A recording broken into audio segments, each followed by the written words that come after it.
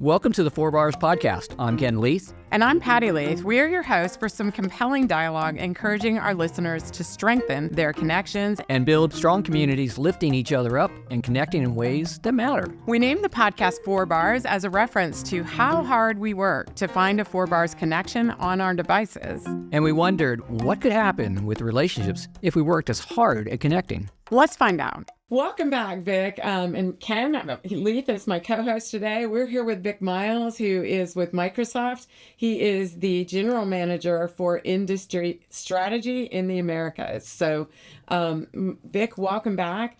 If you didn't catch our last episode, Vic talked about AI. It's fascinating, and we kind of want to pick up there. Absolutely.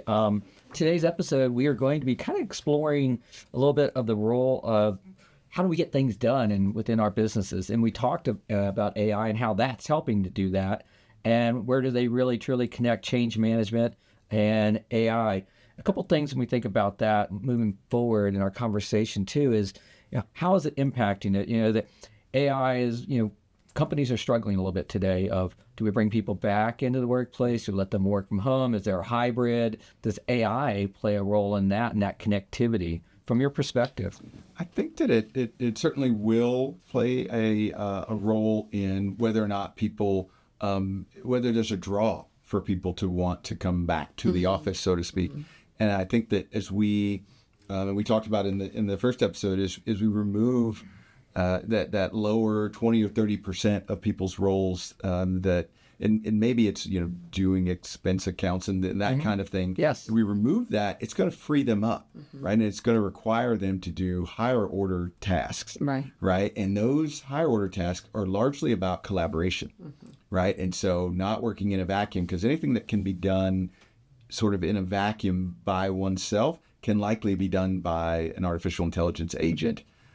Or a bot. Yeah. And so I think it'll be a natural drive. So an organic move back to the office, because in order to still add value, my value used to be wrapped up in the things that I did. Yes. Now my value is wrapped up in the interconnectedness to the rest of the company. I love that. And you're going to need to do that face to face. And I love that thought, and I love the impact that really can have on connectivity. And as I've been around a while, as I think about the major technology changes that have hit the market in the years that because I did not grow up with a computer, so that ages me a bit. We have been afraid of it since the first big thing, right? What is this going to do to our ability to communicate? And at the end of the day, it's always made it better. It's always made it better. It's always made it better. I remember my daughter, she's 24 now. She had an iPod, or actually back then I worked for Microsoft. It was a Zune, device, which for music. And then she got a phone, and I said, "No, you can put your music on the phone." She said, "No, I don't want to do that." Right? I had the same reaction. No, this is music and this is the phone, right? Even before all the apps, right? The phone is for calling mom and dad, and this is where, this is me in the space that I live in. And so little things like that, I think that hesitancy, and we're going to unpack that today, can be overcome with proper change management. And adoption management maybe is the way to think about it. How to get people, and I know you guys do this. You think about the people side of the business, right? How do they interact with the brand? What is the engagement level? There is this notion of engagement. Gartner recently produced a report that showed that engagement will go up. So employee engagement goes up when the mundane tasks go away. So that's where I sort of build this perspective on, you're going to want to go back to the office. You're going to some degree need to go back to the office because that's where you create value now, right? And it will take away some of the things that perhaps you don't like to do. Yeah, and I think there's a lot of dialogue now about whether or not it's totally remote or it's hybrid or it's all in. You definitely do get better dialogue, better collaboration, and better solutions in person. And that's really always been the case. I, again, years ago did my master's degree in industrial psychology, and my thesis was an analysis of computer-mediated communication. And that was back when we were using remote bulletin board system. Like, that's how archaic this was. But what we found then is still true today. computer generated communications, whether that's an email or a text or a chat, it does not solve problems in ways that you can when you come together and you talk. Yes. This is why I like the podcast medium. Me too. And I do lots of long form. It's pretty well the only sort of media that I consume. Yeah. Is I find you can relate a bit more, right? With the video, the message comes across even more so than the written word, right? And so I used to always do white papers, and I haven't done a white paper in years now because it feels like this is more impactful to people. So I tend to agree. Yeah, that's awesome. That's awesome. Yeah. Go ahead. I was just gonna kind of bring up the concept of change. We talked about it a little bit at the end of the last podcast, but we want to really dig deep into what change management looks like, what organizations can do to help their people change, and then I also really want to talk about what can we as human beings do inside of our own way that we embrace change to be more effective. So let's start with organizational change management. Yeah, I think that and at Microsoft, I've had a chance to sort of ride the wave of organizational change. Yeah. Right. And in some cases, I'm sort of in the know and helping to orchestrate. In others, it is sort of forced upon me. Right. Yes. And so, and it feels different both ways. And so when change comes, and it always does, right? So that's the first thing, is to help people understand that change is going to be constant here. Yes. It's like the weather in Arkansas, I suppose, but it's going to be constant here. So, but that's not a problem. Like we need to embrace it.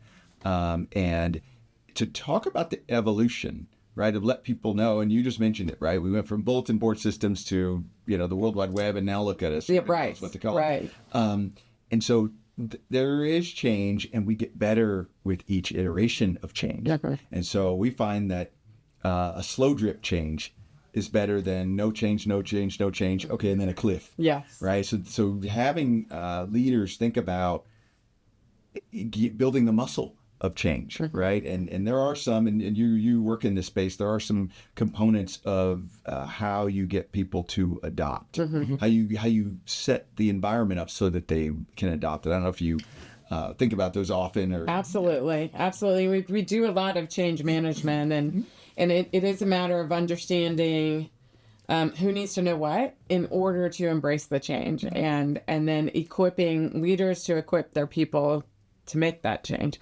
And so every change management plan that we develop is comprehensive and has lots of touch points, and yet a consistency of message as to how the organization is going to embrace it. Yeah. For every plan that an organization might want to develop for growth, for example, we'll create a strategic roadmap and we're going to go implement it. And it can be a great plan. But if people don't come along on that journey with them, and then it's thrust upon them without any prior knowledge of, hey, we're going to go on this journey, we find that there's stagnation, and they don't take off at the velocity of which they thought they wanted to as an organization. And you probably have seen some of that in your career. What does that look like when people don't grasp it and say, oh, get all enthusiastic about it, and instead they just kind of wait? And I'm sure some of my team might be watching this as it publishes, and so they'll get a kick out of it. But it's very acute, right? You say, what does it look like? It's I'm going to call it, frankly, embarrassing when, from a company standpoint, from a cultural standpoint, to implement change, come back in a year and say, so how's it going? And people are saying, well, how's what going? Right. We never actually did it. Yeah. Right. You didn't tell us why. You didn't tell us, who or when. You said we were changing, and that's all we heard. Right. And here, and I have a very specific example of a change that occurred, and two paths that were taken. One path took the anticipation of change approach that said, I need to help the people who will be impacted by the change and affected by the change. I need to get them to understand what the future looks like, and a curriculum, right? So actually thinking through, in the future world, you're going to need to know these 5 things. Yes. And so you don't even need to know fully how they interconnect, but let's introduce you to these 5 things, these 5 concepts, and get you to thinking about those. So then when the change launches and you say, okay, here's how they here's how those 5 things create value for the company, you're ready to go. On the other path, it was, I'm not sure this is a good idea. Boy, that sounds really hard. How does this affect the work I was doing? Right. So there's just all these questions.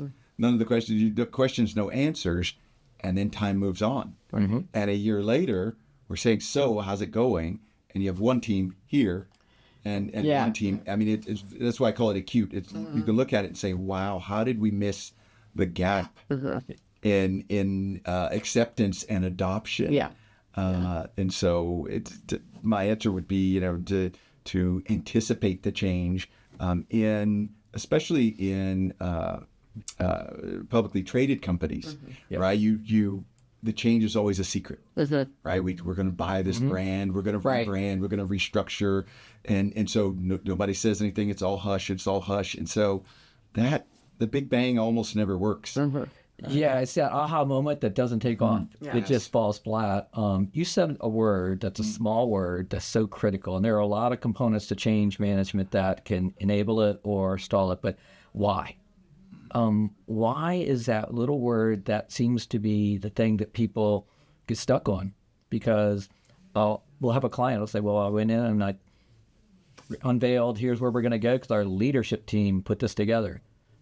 But within their message point, this is where we're going. Hopefully it has what your role is going to be in it. But they never said why. And I'll give you an example where it can go bad. So recently we're working with an organization that is wanting to hit some lofty goals. And we work predominantly with companies who either are growing or readying themselves for growth. And they put together their plan in their mind of what they were going to go do. And the change is an ever-evolving thing, as you said. There's no longer change as a destination. It's a nonstop journey. It's a way of living. Whether it's technology we've been talking about that's driving a change or the economy, something is driving the change. But the why, we had our team interview about 80-some people within this organization before we started this project with them, because we always want to know really what's going on. And leadership has their view of it, and as they should. But it's the frontline folks all the way down to the frontline folks that are impacted by change. So as we spoke to these folks, our team, what we found is that one thing was really bothering people. They're being asked to change again. They didn't feel they actually knew what the last change provided, and they're wanting to now know why. But no one was using the word why. Why is a popular word with 3-year-olds, and I think as we get older, we still wonder. We just don't ask. And good change management starts with that. I agree. The why is what people need to buy in, right? And you might think command and control style, they don't need to buy in, right? But in large organizations, or when you get above about 100 people, really, you have people who are running a portion of your business who feel fairly involved, right? Sort of large and in charge on this topic, right? And so they have sort of they've given themselves the autonomy to not change, right? If I don't understand the why, then I'm not going to do it, right? We're not, why are we going to jump out of the plane, right. Again, what? Is there something wrong with the plane? But if you tell them, yes, the plane's going down, so we need to get, then yes, exactly. Hesitancy. And what you said there is just so very true, is that when change happens frequently, but it doesn't really take off, so to speak, meaning we're not really seeing the results, what we find is there's a bunker mentality, and people kind of put their head down going, I'm not really embracing this. I don't really know why we're doing it. I'm just going to sit here. Wait and see. And technology change, for example, spreadsheet, we utilize a term that it's comfort food.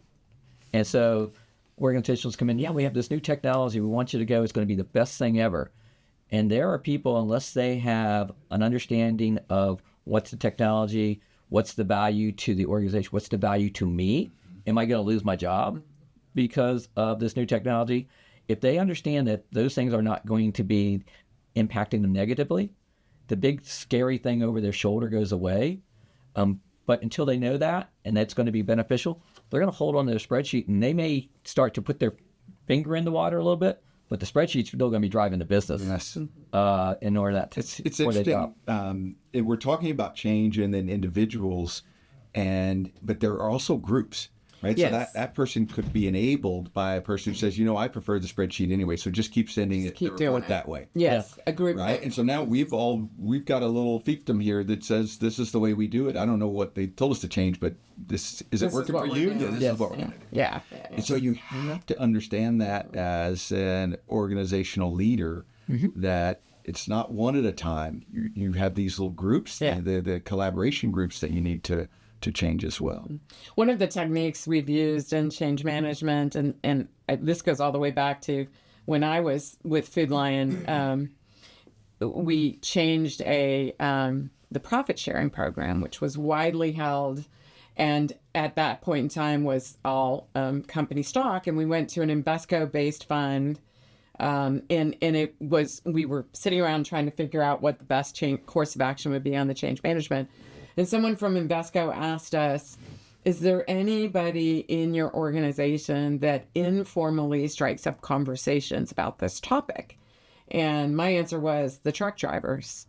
And so we brought them in first to answer all of their questions. We used that to structure the information we shared with everyone else and set them out to sort of prime the pumps before the message got out there.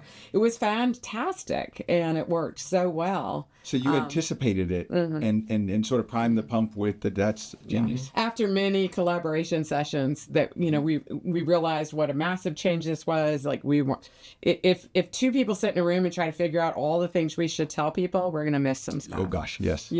So one of the other things that's really interesting in change management is there's a cycle that we go through as humans. And the first thing we do, whether we do it for 60 seconds or 60 days, is we resist, right? And then we get a little curious, and then we explore, and then we make that change. And we can round that corner in a day, or we can round that quarter, in a quarter. But while we're doing it, the organization sees less productivity, less engagement. And then when people start getting interested, it levels back up, but it's still stalled. It doesn't really change until people start rounding the curve to exploration and helping others do the same thing. And so there really is an organizational component that's heavily impacted by what's being said in the trenches. Yeah, I would put this in the category of diversity and inclusion. Yeah. Right? Because some people need different things, right? And again, when you and I first met, it's about understanding yourself, understanding your peers. How can you work together? I mean, we've all, many of the professional folks these days have taken one version of the Berkman or the Myers-Briggs or whatever, right? And so you learn that, this person needs a minute. I need to give them the idea and then come back. Right. Yeah. Set up another meeting. Yeah. This person, you need to give them the whole story now. Yeah. Or else they're like, you're holding something back from me kind of thing, right? So they want to do that journey in a day. The other person, it's no less than a week every single time. Yeah. So knowing that, and so it's fascinating the work that you do to help people understand themselves and then how they're perceived. And leaders play such a large part in connecting the change to each individual's needs and points of view.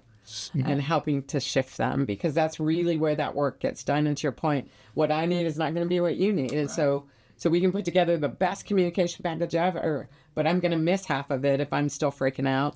And some of it won't be what he needs. And the manager the leader is the person in the driver's seat to be able to connect those. Yeah, it's funny you said managers, and so there's so many levels, right? So you have the frontline worker, and then they get managed by someone. So back to your truck driver example, if the manager's not bought in, what are the chances that the Absolutely. the subordinates are going to be bought in? Yeah. Right. It's really low, right? And so just this notion of change management really is impactful. We in the tech space with AI, we're trying to lead with the value of AI, right? And some of the hesitancy that we talked about in the first episode was about why would people not adopt, Yeah. right? And it is this why and the what and and what's it going to do? What's like, you have to paint the picture of the future, right? And yet some people say, just give me the first step. Yeah. Right. Yeah. So yeah, Exactly. it's complex. So yeah. Have you ever had someone within the organization that doesn't necessarily have a title, but they are the person that when the organization comes and says, yes, we're going to make this change, people kind of turn their head and they look to that person and they're kind of, what do you think? Yes, they exist in every organization, right? Yes. In some, it is the loudest person, perhaps, or the most tenured person, or and I don't know. You have people connectors, Yes. right? You have these folks who just everybody seems to have a relationship with, Right. right, business or otherwise, and it's that person, right, that you'd want to get out front. Absolutely. And say, and then the question would be, and perhaps I would pose this to you too, how do you identify the person? Like if you're not in the group, because we would all see, all at once, you say, okay, everybody write down a number. We all have numbers, and my number's 6. And then who is a person that you look to? And they all write down number 4, right, immediately. But who else knows that? And we actually will ask the organization that question, do you know who that person is? And then we'll ask the people who are doing the work, like who among you is really influential at. And you'll get 1 or 2 people out of 10. Yeah. You will. And what we like to do. And people listen to them, and the people who listen to them can tell you who they are. Yes. Right. And you want to bring them along on the journey early, and not necessarily, excuse me, that they have to be making the decisions, but you want to give them information so they can start to think through it themselves, and give them enough information so that they can give you input backwards. We actually find that when organizations start to then have them go and start having conversations, they're taking away that big aha scary moment. Excuse me. To where people then are going, oh, okay, this person who I trust, who is if you think about kind of our influencer within our organization, is saying this could be a good thing. And then they also can take things back to the organization in a way that says, well, here are some concerns, and be a liaison within that as part of their influence. We find that when organizations utilize them for their talents and what they're really viewed as, which is someone that people trust, organization or the people that are going to go through that feel more comfortable with it and they're more readily to adapt. Yes.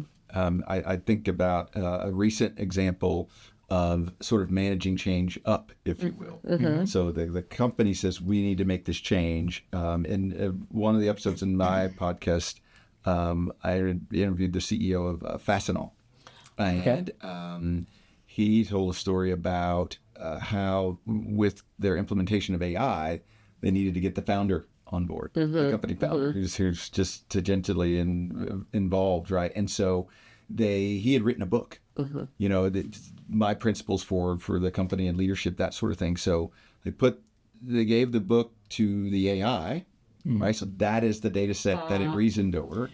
And then they said, okay, so now let's ask it questions. What would the founder say?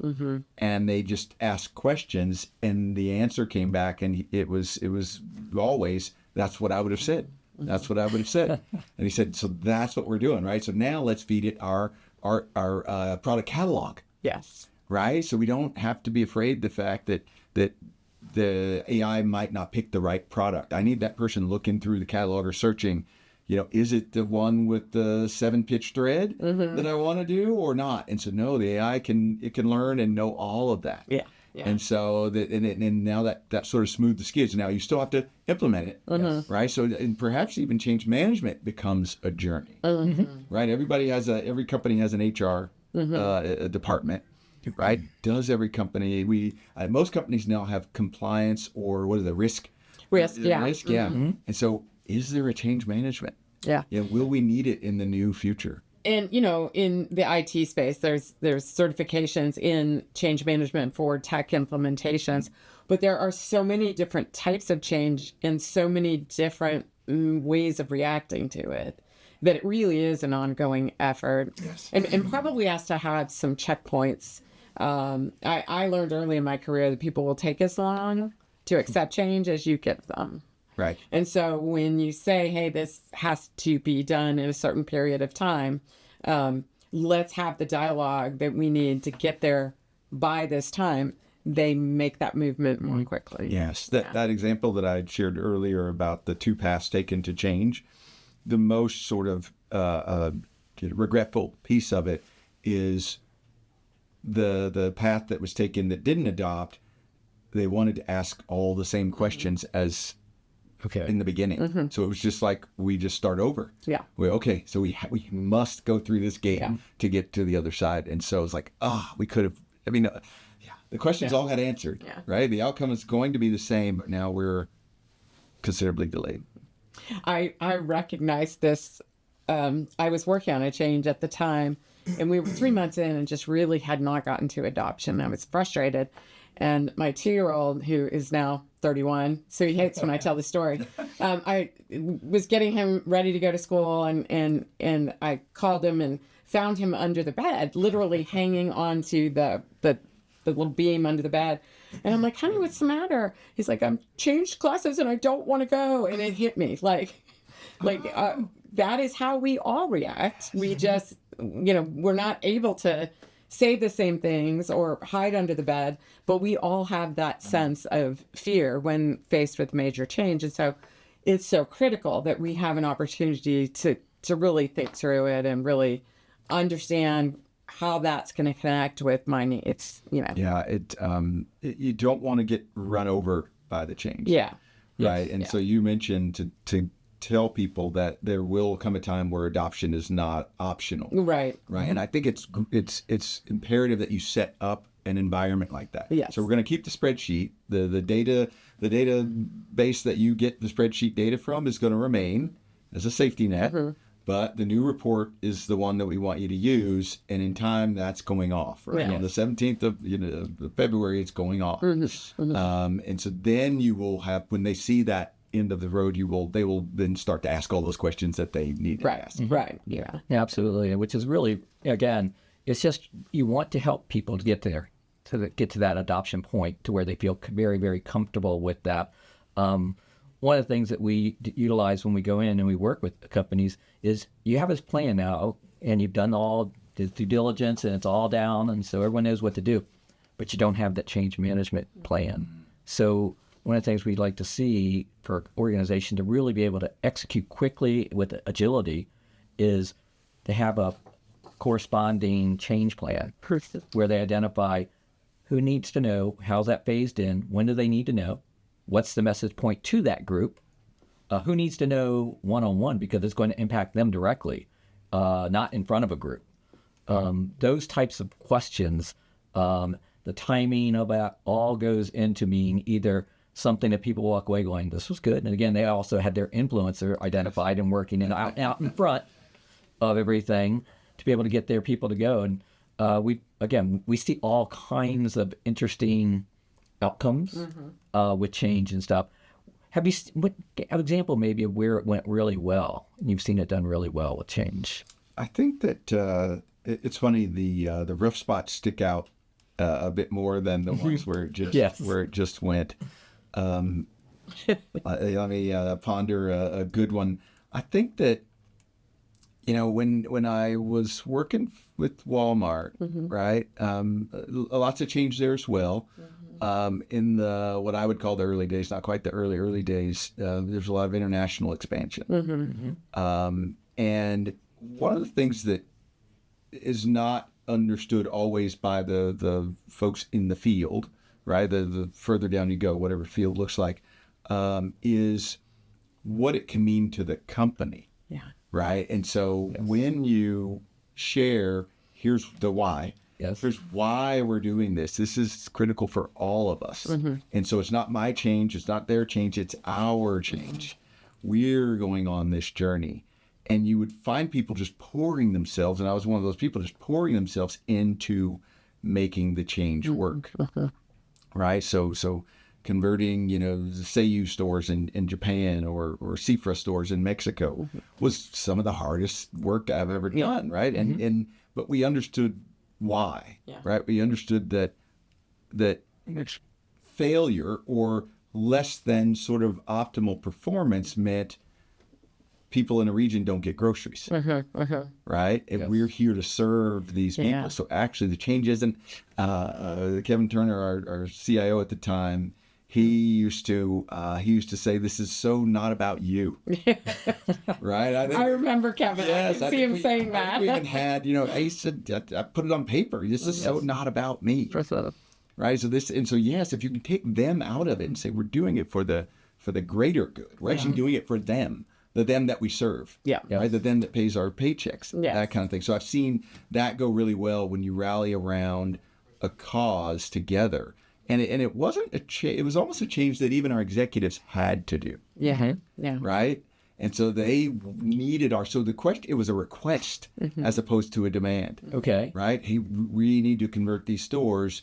I need your help to do it. Right. That's very different than than they all. Yeah. Very different approach, and it's a very welcoming kind of approach. When you say we need you, Yes. and to be a part of that.